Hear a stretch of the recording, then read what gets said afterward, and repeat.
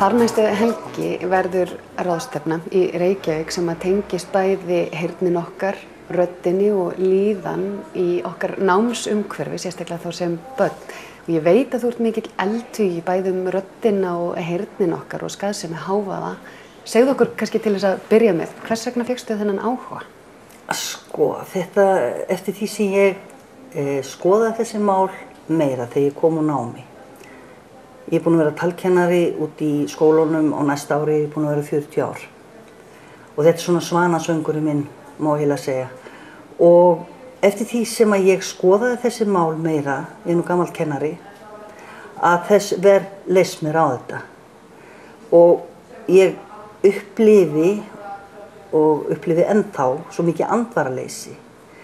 Andvaraleysi gagnvart skaðsemi hávaða. Og þegar börn eru farin að kvarta og gráta undan því að það sé svo mikil hávaði, hvað sem er á leikskólum eða fyrstu bekkjum eða hvað sem er í skóla, að þá er eitthvað mikið að. Og er þetta reyndin? Þetta er reyndin. Og sko, þú ert nú kennari eins og ég, og sem kennarar fáum við ekki fræðslu rödd. Og við lifum í einhverjum blekkingavef, þetta er lélegur hátalari, svo ég bara segi eins og er. Því að röddin hefur sín takmörk og við erum alltaf að tala rödd reyndar. Sko, þú ferð ekki með bíl í vikið af því hljóðið sé bílað. Hljóðið er að segja þér að sé eitthvað að vélinni og það er vélin sem þarf að skoða, vélin sem þarf að skoða. Og þarna liggur meinið að við erum svo andvaralaus gagnvart eigin rödd af því hún hljómar ágætlega í eigin haus og við erum meira að segja svo bísperrt að við getum sagt að röddin okkar berist svo og svo vel. Það getur enginn. Þú þarft að standa fyrir utan eigin skrokti þess. Þar af leiðandi er kennari komin í svolítið slæmar aðstæður þegar honum er gert að kenna í þessum stofum og eftir því sem eru stærri, þess verra er það, að röddin hans er ekki að berast. Og ég rakst á mjög merkilega bandaríska rannsókn í þessu sambandi þar sem verið var að kanna hvernig 5-7 ára börn heyrðu eftir því hvar þau væri í stofu og kringumstæðurnar voru góðar. Það var ekki svo mikil hávaði samkvæmt þessum tölum sem að þarna sáust. En þau sem sátu aftast, þau náðu ekki að heyra rétt rúmlega 30%. Og svo ert þú með þessi börn og þú blandar þeim saman. Þarna er töluvert kannski að athyglis- og einbeitingarskortsbörnum. Það mættum kannski skoða það hvort athyglis- og einbeitingarskorturinn er vegna þess að hafa ekki náð tökum á máli. Það er möguleiki. Þú ert að blanda þarna alls konar börnum. Þeim er að fjölga sem ég vil meina að sé skólastefna svolítið með rangferðu að þetta er náttúrulega sparnaðarráðstöfun líka og rannsóknir er að sýna sig að þetta er ekki alltaf að gera sig alltaf vel í opnum skólunum. Þetta eru of mörg börn í rými. Það er alltaf það sem ég kemst að í mínum rannsóknum að þetta eru of mörg börn í rými. Og þegar röddin er þetta veik, að hún ber nú ekki betur en þetta. Þetta eru 8 metra sem svona cirka og það er bara meðal kennslustofa. Hávaðinn er eins og hann er. Kennarinn með þessa sjálfsblekkingu með röddina inn í sínum eigin haus og er ekkert að leiða hugan að því hvort hún best eða ekki. Þá verður þetta ansi mikil súpa og vondu grautur af hávaða og öðru slíku. Því að sko, þar fyrir utan er mörg börn, sérstaklega í leikskóla, með eyrnabólgu. Og hvernig þætti þér að vera með slíkt í hávaða? Þau hafa ekkert val. En er hávaðinn svona mikil? Hafa verið gerðar íslenskar rannsóknir til dæmis á? Já, það er búið að rannsaka og ég er búin að mæla og sko, það sem er svo ósanngjarnt í þessu er að við þessi fullorðnu, við setjum okkur vinnuverndarlög og reglugerðir það hversu hávaði má vera áður en hann fyrir að spilla fyrir okkur ef við þurfum að vera með einbeitingarvinnu. Og þá spyr ég tilbaka, hvers konar vinna á þetta að vera í skólum? Hvað eiga börnin að læra? Eiga þau ekki að læra mál? Ekki nú lestinum fyrir að fara í dag því að tölvan hefur eiginlega tekið við og það er í eðli okkar að fræða í gegnum munn. Þannig að það sem er að gerast er að hávaðinn vegna þess að börnin komast ekki út úr stofunni, hvernig þætti þér að sitja til dæmis franskan fyrirlestur þar sem þú skilur ekki allt sem að framfer og þú verður að sitja. Hvar heldur athyglin þín væri komin? En við erum að setja okkur sem sagt lög, vinnuverndarlög það að hávaði má ekki vera meira en þetta og þetta og þú veist nú sjálf hvernig vinnur þú vinnur og ég sé ekki betur en að þarna sem þið eru að vinna þá séu þið vel skermuð af því þið þurfa að hafa einbeitinguna. Þá spyr ég þið tilbaka, treystir þú þér til þess að fara með þína vinnu hérna út á flugvöll og vinna þar í biðsalnum? Nei, það held ég ekki. Þetta ætlustu til að börn geti og það það sem óréttlætið er. Fer hávaðinn yfir? Sko, hávaðinn sem ég hef séð tölurnar yfir. Já, þá komum við að því að við setjum ákveðið decibelamark sem ég held að mér minnir rétt að sé annað 55 eða 65. En það sem að hefur mælst er meðaltalshávaði upp í 80 sem komið yfir hættumörk fyrir heyrn. Þá það löngu komið yfir þau mörk þar sem getur ætlast til að nokkur einbeiti sér eða heyri tala mál. Og þetta bara staðreynd? Þetta staðreynd. Leikskólum, þetta staðreynd. Reyndar gerði ég dálítið merkilega rannsókn sem að kemur til með að vera flutt þarna sem fyrirlestur, að ég fór að hugsa eftir ég var búin að skoða leikskólanum og það var eitt sem er dálítið merkilegt sem ég er að finna í leikskólum, það er lágur meðal starfsaldur leikskólakennari. Ég spyr alltaf sömu spurningarna og ég er með tugi af þessum svörum og ég er ekki að fá nema meðalaldurinn 8 ár sem er mikið lægra heldur en til dæmis ég á Finnum. Það er spurningin, tolla er ekki í starfi, til dæmis vegna þess að vinnuskilyrðin er ekki boðleg. En þessar rannsóknir eru sem sagt til að þarna er hávaðinn komin langt yfir mörk og jafnvel, sko, eins og hann hefur mælst í íþróttasölum, að þá þyrftu bæði kennarar og nemendur að ganga með heyrnarhlífar. Og þetta er nú að því þú nefnir heyrnarhlífar, þetta er orðið staðreynd. Þetta er að vera staðreynd og þetta er afskaplega ódýr lausn, þetta er að loka augunum fyrir vandanum. Við heyrum nú viðtal hérna á eftir við skólastjóra Naustárskóla, ég talaði við hann áðan og hann það er opin skóli með fjöldabarna. Hann sagði einmitt að það væri verið að dreifa þar heyrnarhlífum fyrir fólk. Og þetta er eins og að setja plástur yfir skítugt sár. Þetta er lausn, jú. En hvernig vilja þá skóla líta á sig sem stofnanir? Eigum að ætlast til þess að börnin læri eins og háskólastúdentar að þau verði sér bara út þekkinguna úr bókum. Þau þurfa að heyra tala mál.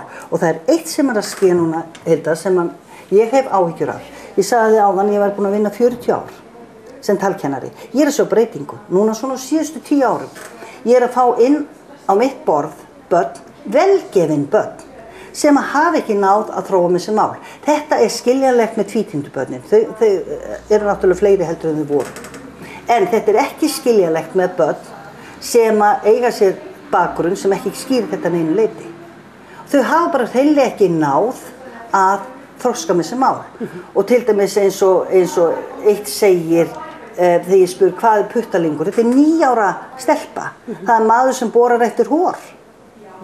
Þetta er greindina þarna bakvið því þetta er auðvitað puttalingur, skilur við. Það tengir saman þetta.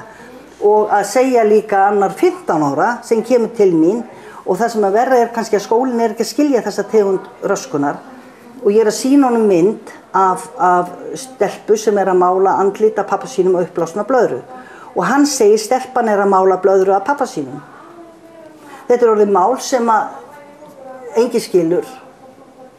Þetta fer úr samhengi og ég vil kenna því og þessi börn er í sérstakri hættu, að börn sem eru með kannski lélega heyrnarskynjun að þau er ekki að heyri gegnum hávaða. En hvað þá ef við tölum í lausnum, sko þegar ég er alast upp í grunnskóla þá áttum maður nú bara að þegja, það var nú bara svolítið þannig, sittu kjur, vertu og segðu ekki orð, farðu að vinna vinnunni og þá er einmitt farið að tala mikið um það að börn verða að fá að vera frjálsari, þau get ekki setið og sýnt einbeitingunum í mjög stuttan tíma í einu.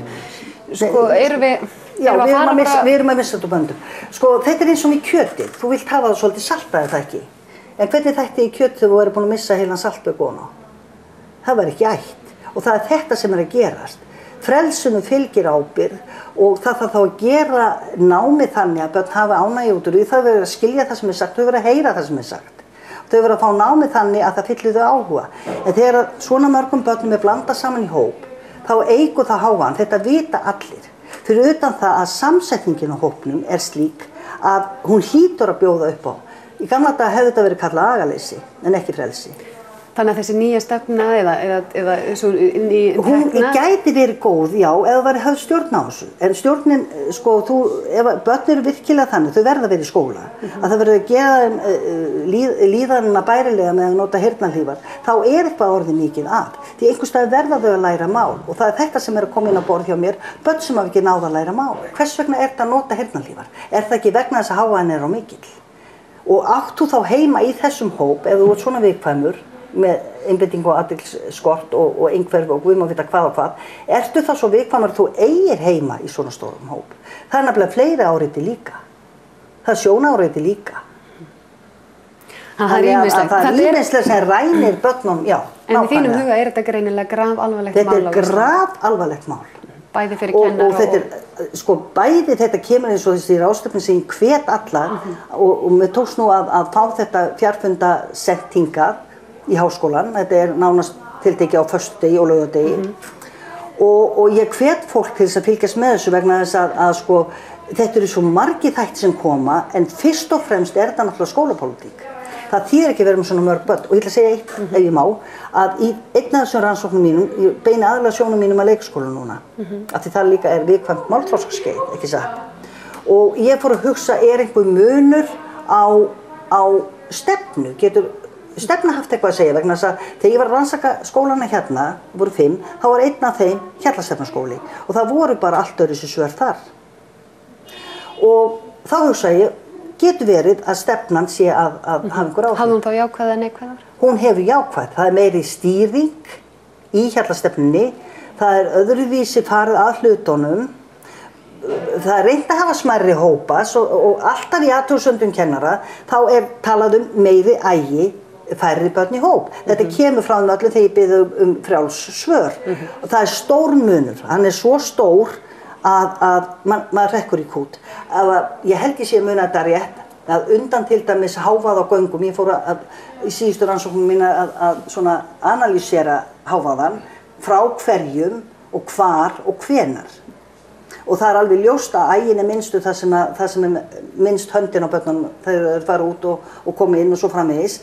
En að munurinn skuli vera 30% hjá Hjallastefnukennarum að kvarta undan allt of miklu með of miklum hávaða á göngum á móti 70% hjá hinum, þá er eitthvað þarna að. Og þá vil ég segja, sko, fólk getur haft sína skoðun á Hjallastefnu, getur haft sína skoðun á heilsustefnu eða hvaða einu sem að skólarnir vilja óska sér að nota, en þeir þurfa þá að taka mið af þessu og hugsa, já, þannig er eitthvað sem ég get kannski lært af og nota. Að lokum, þessi ráðstefna er sem sagt þar næstu helgi, segðu okkur aðeins frá henni. Nei, föstudag og laugardag, það er 12. og 13. Og verður hvar?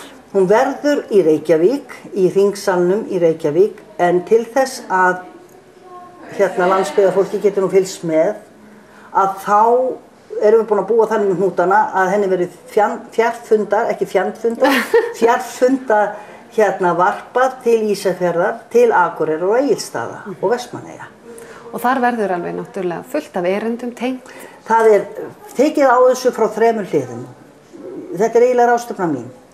Því að ég fékk fyrirlesara á þetta og þeir gefa allir sína vinnu og ég fæ þarna mjög sterka aðila utan sem hafa unnið mikið í þessu, Svía og Finna og Breta og þeir verða þarna með erindi þannig að hluti af ráðstefnunni verður á ensku en við erum svo ensku fær, ég hef ekki mikla ágjörð því en það verður tekið á þessu út frá læknisfræðilegu hliðinni, ekki viljum við skilja börnunum okkar hálf heyrnarlausum út í lífið eða það. Það verður tekið út á læknisfræðilegu, það verður tekið út frá málfarshliðinni sem ég og mínir líkar sjáum. Það verður tekið út frá lagahliðinni því það virðist ekki vera lagarammi sem verndar þessi börn. Við erum með lagaramman, þannig að þú kallar á vinnu eftirlitið, þá er það út frá fullorðnum en ekki börnum. Það er þarna sem þarf að laga. Og það verður sem sagt tekið út frá umhverfissjónarmiði, þar kemur umhverfisstofnunin, það er náttúrulega hljóðvistin, þannig að þetta er læknisfræðilegt, málfarslegt og hljóðfræðilega sér verður tekið á þessu, já. Og heimasíðan, fyrir þá sem að vilja... Já, ef þið farið inn á rödd.is að þá er þar streymill og þar getið þið séð sem sagt útdrættina og dagskrána og annað sem varðar. Og kveikjan að þessari ráðstefnu er sem sagt þetta hvernig þetta ástand er, ekki bara hér á landi heldur og annar staðar líka, en við áttum yndislegan lækni sem að hét Anna Björk Magnúsdóttir. Ég með sérmenntun sem þjálfi. Ég eiginlega sjúkraþjálfi raddarinnar. Hún var sérmenntuð sem læknir raddarinnar.